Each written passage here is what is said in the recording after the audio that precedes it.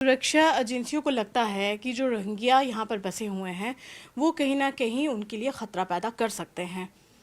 आए दिन आतंकी हमले जम्मू संभाग में खासकर पिछले 3 साल से लगातार हो रहे हैं, लेकिन रोहिंग्याओं को आप पक्ष में आए। बताइए, रोहिंग्याज के पक्ष में हम मान लीजिए अनह्यूमैनिटेरियन ग्राउंड, हमने बिजली पानी उनको एसेंशियल कमोडिटीज़ उनको प्रोवाइड करनी है। रोहिंग्याज का एक इशू गवर्नमेंट ऑफ इंडिया के सामने है और गवर्नमेंट ऑफ इंडिया के परमिट पे ही वो देश के मुख्तलिफ हिस्सों में बैठे हुए हैं। और मैं ये कहूँगा कि ये गवर्नमेंट ऑफ इंडिया के सामने एक इशू है, वो सेटल करे। जहाँ तक उनके एसेंशियल कमोडिटीज़ का ताल्लुक है, जब तक वो यहाँ हैं वो हम डिप्टी बॉन्ड हैं कि उनको वो प्रोवाइड किया जाए। सर, माना कि आपने उनका पानी बिजली प्रोवाइड कराने की बात की। मैं ये कह सकता हूँ कि रोहिंग्याज का देश की सिक्योरिटी के रोहिंग्या से देश की सिक्योरिटी को कोई खतरा मुझे लगता है, जहाँ तक मेरी जानकारी है, नहीं है। तो जो ज़्यादा तादाद में बढ़ते जा रहे हैं रोहिंग्या, यहाँ पर बसते जा रहे हैं, आप उसके हक में हैं सर? अब मैंने कहा नहीं, गवर्नमेंट ऑफ इंडिया के सामने अगर उनको गवर्नमेंट ऑफ इंडिया जहाँ से निकालेगी तो, क्योंकि बाहर के लोग हैं, आप निकाल दें।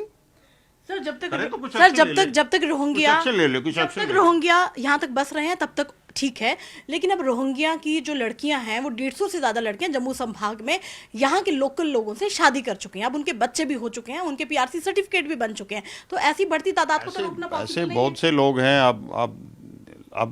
अब पिछले दिनों आपने देखा होगा कि एक लड़की जो है वहाँ से पाकिस्तान से भाग के इधर आ गई थी। क्या नाम था उसका? सपना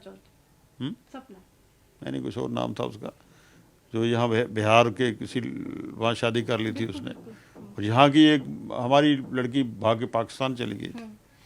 अब रोहिंग्याज यहाँ आ रहे हैं तो ये तो एक नेचुरल फेनोमेना है कि वो यहाँ शादी भी करेंगे और ये सब चीज़ें, ये मैंने कहा ना कि अनह्यूमैनिटेरियन ग्राउंड, ये सब चीज़ें आपको देखनी होंगी। अनह्यूमैनिटेरियन ग्राउंड, ये सब चीज़ें, अब हम उन पर शादी ब्याह की पाबंदी तो नहीं लगा सकते हैं ना। जब बच्चे जवान होते हैं तो वो शादी ब्याह उनके कराए जाते हैं। अभी हमारे यहाँ जो परंपरा है, यहाँ जो हमारी संस्कृति है, उसमें ये चीज़ें हैं और ये होंगी। अनह्यूमैनिटेरियन ग्राउंड हमको इस पे सोचना है। जो हमने कह दिया कि इशू गवर्नमेंट ऑफ इंडिया के सामने है, गवर्नमेंट ऑफ इंडिया इस पर कोई एक्शन ले लेगी तो फिर तो कोई आदमी ये कहने के लिए का जवाब नहीं रखेगा कि हम उनको ये करेंगे वो करेंगे, उनको पानी देंगे, उनको यहाँ सेटल करेंगे। गवर्नमेंट ऑफ इंडिया के सामने है और गवर्नमेंट ऑफ इंडिया के परमिट पे ही वो मुल्क में देश में बैठे हुए।